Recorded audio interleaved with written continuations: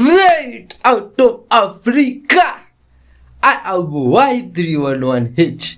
My beneficiary here is Kasungumo and his wife. Here, my friend, to spread good vibes, love, peace, honesty, and forgiveness to the whole world.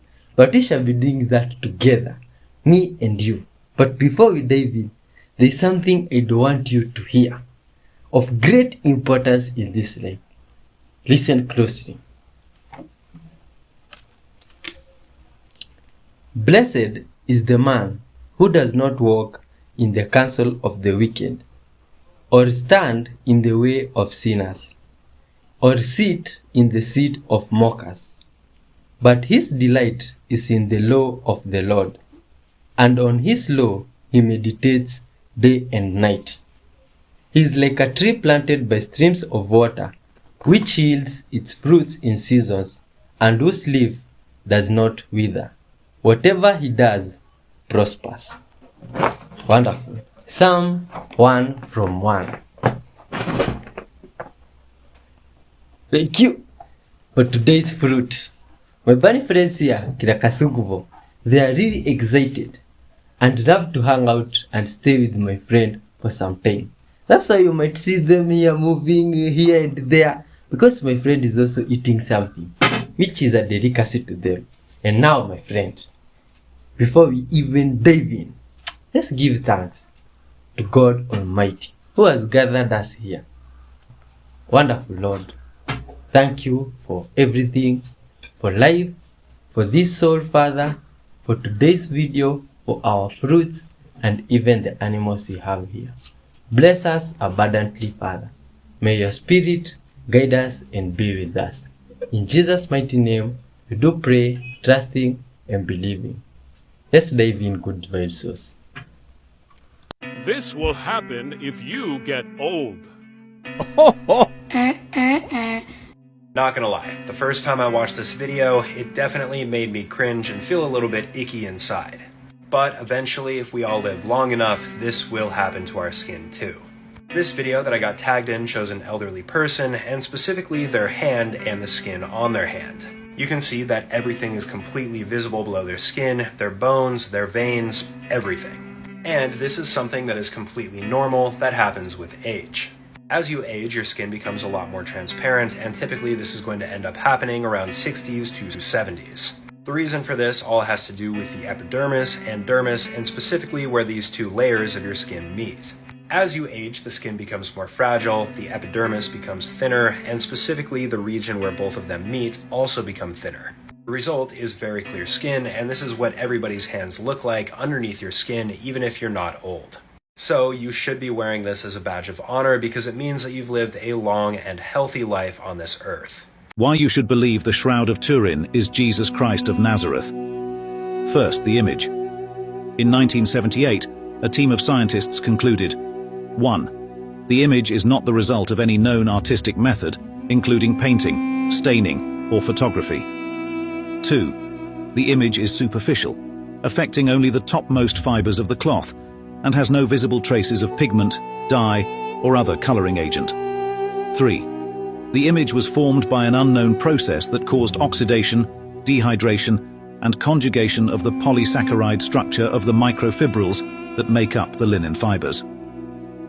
4. The blood stains on the shroud are composed of real human blood, type AB, and appear to have been applied before the image was formed. 5. There is no evidence of any biological or chemical agents that could account for the formation of the image. 6. The shroud has been in direct contact with a human body, but the exact mechanism of image formation remains unexplained by modern science. In 1983, the Shroud of Turin research project, STURP, released their findings, which sent shockwaves across the world. The shroud was already gaining fame due to labs discovering the image's real 3D depth. The growing interest and belief in its authenticity prompted a radiocarbon test in 1988, seemingly to quell the mounting curiosity. However, suspicions arose that a fair test wasn't conducted, as if something had to be done to counter the evidence supporting the shroud's genuineness. Years later, in 2018, 4 scientific papers and a Freedom of Information request forced the concealed raw data from the 1988 radiocarbon test to be released. This revelation was followed by 2 more scientific papers and a request to retract the initial radiocarbon date for the Shroud, casting doubt on the validity of the 1988 results.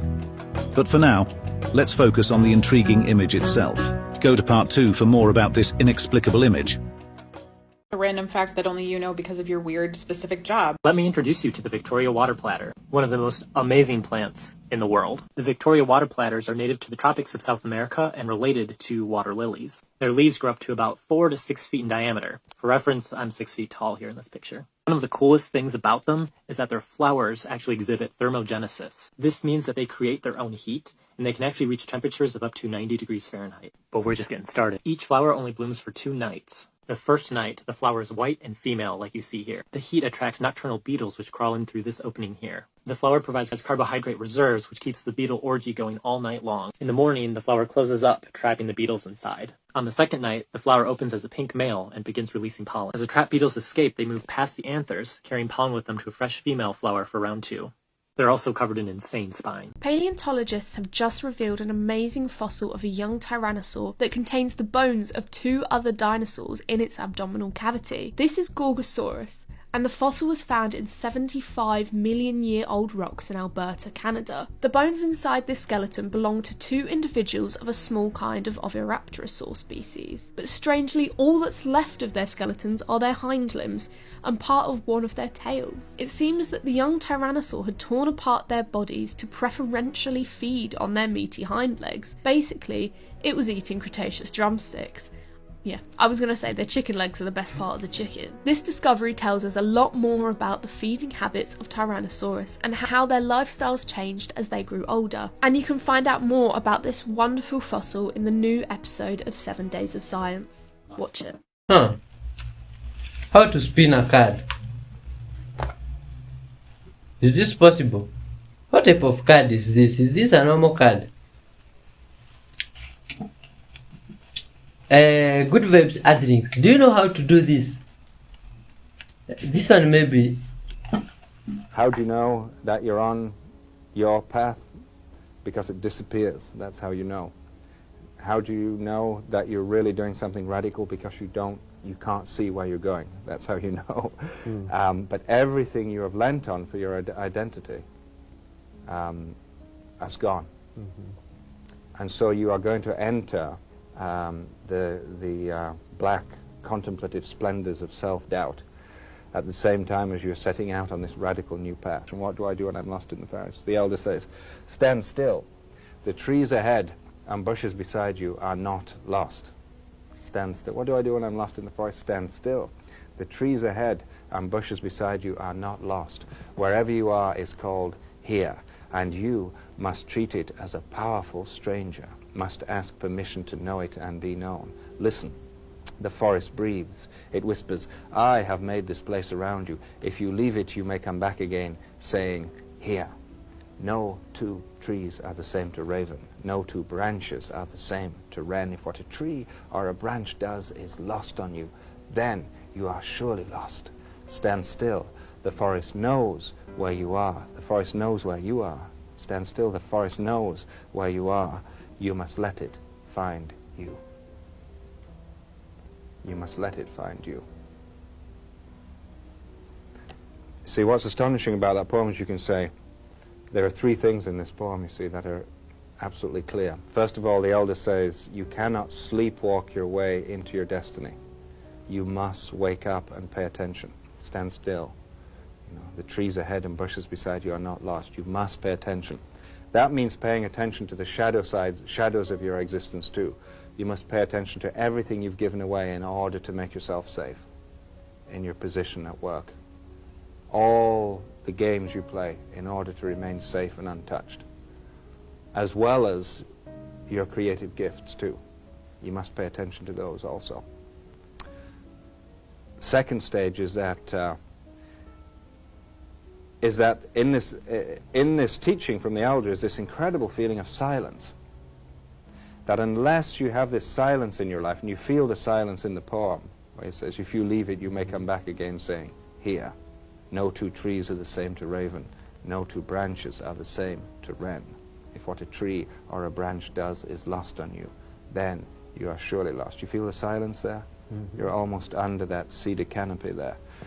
And I think what the elder is saying there is that if you pay real attention, unless you have silence, an ability for silence in your body to do that, then you will get too frightened, because all the voices inside you will drown out any real change. You have 100 reasons not to make any real change, you see. And you've got all the voices and all the reasons not to do it. And so the ability for profound silence is being called on here. And then that attention can flower into something else. Because you really don't know what your grief is. If you do feel grief about your workplace, you really don't know what's underneath that grief until you fall into it. The poem seems to be attempting to awaken a kind of intuitive sense. That's right. And then this amazing last line, the forest knows where you are. You must let it find you. Yeah. This is astonishing because, you know, in the Zen tradition they say, if you go out and confirm the 10,000 things, this is delusion. If you go out and confirm the 10,000 things, this is delusion. If the 10,000 things come and confirm you, this is enlightenment. See, the Salish elders in the Northwest were saying the same thing. The forest knows where you are, you must let it find you. Did you know that ant colonies can be massive underground? I mean, you might have seen videos where hot metal was poured into ant nests, and it showed how amazingly sophisticated ant colonies are. But when these scientists stumbled upon an ancient ant kingdom, they poured cement slurry non-stop for 3 days, until 10 tons of cement disappeared down the tubes. This network stretched 2 stories underground and housed 1 billion ants. After 10 days of cleaning, a marvelously crafted ant kingdom emerged, complete with roadways, highways, storage homes, apartments, fungal gardens, and even recycling and garbage centers. Hundreds of years ago, a plant with a root that was thought to resemble a human body was said to emit a sound that could kill. The root was known to have strong anesthetic and hallucinogenic properties, and in the 1st century AD it was called a mandroga, or mandrake as it's now known. It was associated with magic and the supernatural, and was thought to derive power from a demon that emitted a dreadful and fatal shriek if the plant was uprooted. Fortunately, there were creative ways of avoiding death from the killer sound. One account advised plugging one's ears and then tying a starving dog to the mandrake plant, and then as the dog lunged for food, the plant would be uprooted. The dog would tragically die from the mandrake's shriek, but the man would survive.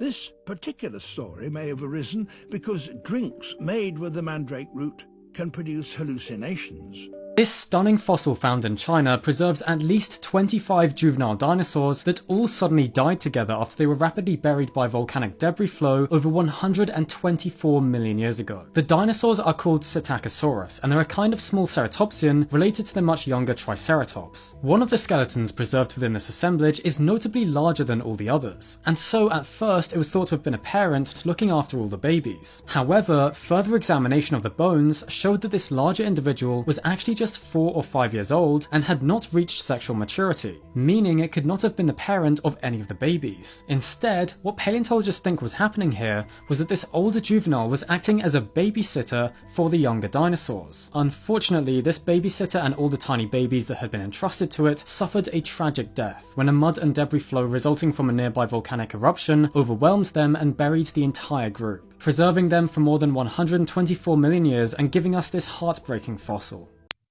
People say, wait a minute, how could the world flood? Could it rain enough to cover Mount Everest? I was in a debate one time and the skeptic stood up and he said, Hovind, do you realize when it rains, it releases heat into the atmosphere? I said, yes, sir, I taught physics. It's called the latent heat of condensation. What's your question? He said, well, if it rained enough to cover Mount Everest, the heat would cook the entire world. I said, you are exactly right. He said, but don't you think it rained enough to cover Mount Everest? I said, no, I've never said that. He said, well, do you think Mount Everest was covered? I said, well, I don't think Mount Everest was there. I don't think the mountains even formed till late in the flood. The Bible covers that in Psalm 104. We'll get into that later when we talk about the mountain ranges forming on this planet. But no, I don't think it rained enough to cover Mount Everest. I don't know any Christians that teach that. I think what happened was the whole world was covered with water, but the water didn't come from rain. Very little water for the flood came from rain. So they build up this straw man that if it rained enough to cover Mount Everest, it would cook the world, and that's correct, but it's an artificial argument. That's not where the water came from. There are several theories about what caused the flood in the days of Noah. I'm going to share with you my theory in a few minutes, the Hovind theory of what may have caused it. We call it that because I don't want anybody else to have to take the blame for it if it's wrong. I will take the blame if it's wrong. And this will not be super evangelistic. It's just a matter of giving you some scientific evidence to put things together in your mind and say, wow, maybe that's what happened, and give you an answer to some of the skeptics and scoffers and atheists. But we need to understand a couple things. The original creation was very different. The Bible says there was not only the earth, but there was water in the crust of the earth, under the crust of the earth, actually. Psalm 24 says, the earth is the Lord's, he founded it upon the seas. That's an interesting verse. The earth was built on top of the water. Psalm 133, he gathereth the waters of the sea together as an heap, he layeth up the depth in storehouses. What today is in the oceans on the surface used to be in the crust of the earth, stored up in big subterranean chambers. Psalm 136, he stretched out the earth above the waters. Better read that verse very carefully. That's given us a powerful clue of what the original creation was like. And then the fountains of the deep broke open. The water that used to be in the crust went shooting to the surface when the fountains of the deep broke open. The Bible says in Job 38, who shut up the sea with doors when it brake forth, when it issued out of the womb? Boy, I tell you what, if you've never seen a baby born, when the water comes breaking out of the womb, it is an amazing process. One of my friends was in college. His wife was standing there cooking breakfast at the kitchen, and her water broke. Just like she wet her pants all over the floor. Her husband came running in. What happened? What happened? He slipped and broke his arm, and she had to drive him to the hospital to get his arm set. What a mess when babies are born. I delivered one of my kids at home, and when the water issues out of the womb, it is a royal mess.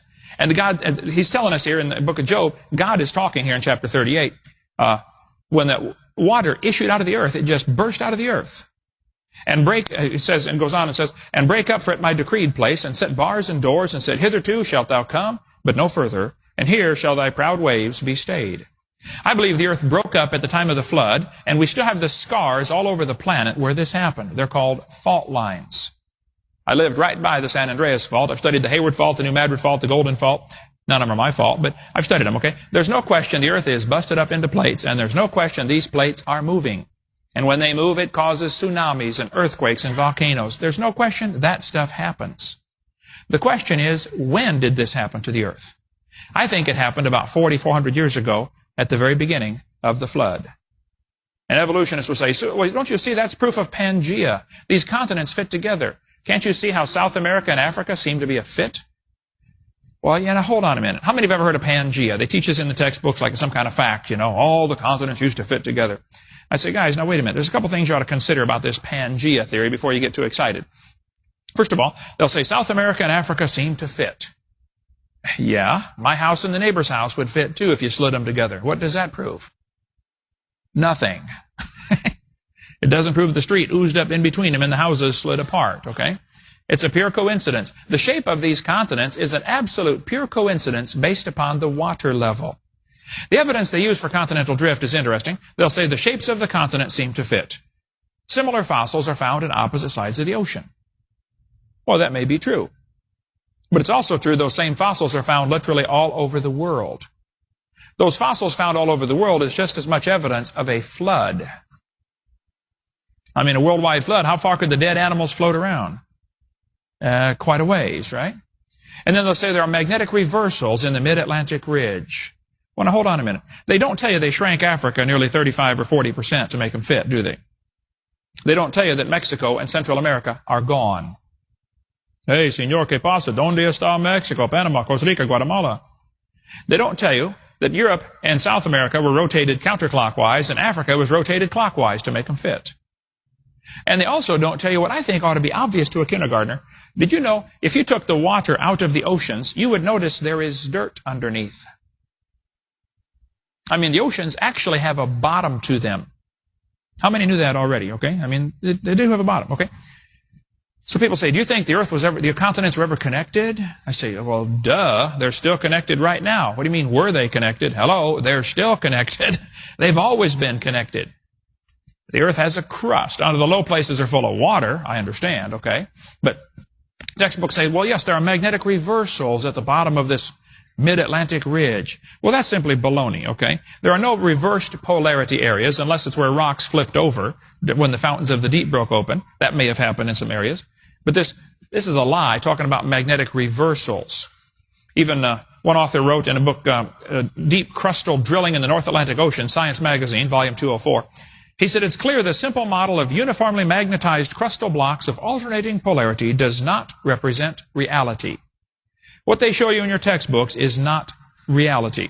Now, Walt Brown has a great book called In the Beginning. I disagree with Walt Brown on a couple of key things, and he's a friend of mine and a brilliant man. PhD in physics, taught at the Air Force Academy for years, has a website, creationscience.com, but I highly recommend his book in spite of our minor disagreements. He's got some great stuff on here on magnetic reversals. No, there are no magnetic reversals, only stronger and weaker magnetism. It's actually a jumbled up mess down there at the mid-Atlantic ridge. See, the Earth has lost 10% of its magnetic strength in the last 150 years. It's lost 40% of its strength in the last 1,000 years. It's pretty overwhelming evidence that the Earth's magnetic field is getting weaker. What does that mean? Well, that means it used to be stronger. And if the Earth's magnetic field is getting weaker, this creates a problem, because if you go back in time, about 25,000 years, the magnetic strength would have been too great for life to exist here because of the heat generated. And so the evolutionists have to find an answer for the problem. Hey, we're watching the magnetic field decline, so it must be going through reversals. It has never been observed to reverse. It's only been observed to decline. I think Walt Brown has the best theory on continental drift. Let me play this for you real quickly. This is what's called the hydroplate theory by Dr. Brown. To me, it answers a lot of questions.